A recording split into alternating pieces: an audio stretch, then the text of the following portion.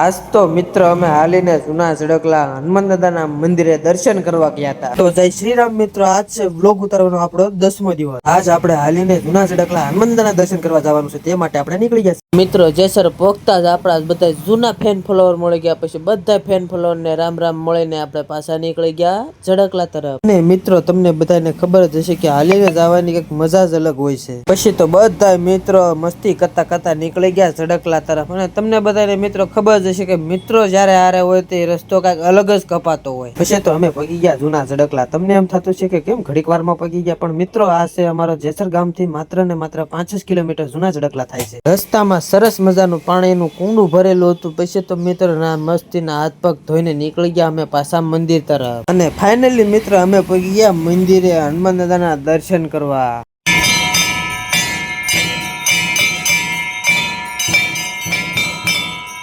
આરતી પૂરી થતા જ મિત્ર અમે ઘડીક લઈ લીધો આરામ. અને મિત્રો અમારા જગદીશ બાપુ અને અમારા હનુમાન દાદાની અમારી માથે સદાય કૃપા બની રહે છે. અને દાદાનો પ્રસાદ લઈને અમે નીકળી ગયા પાછા અમારા ઘર તરફ. તો બોલો બધા મિત્ર, જય શ્રી રામ.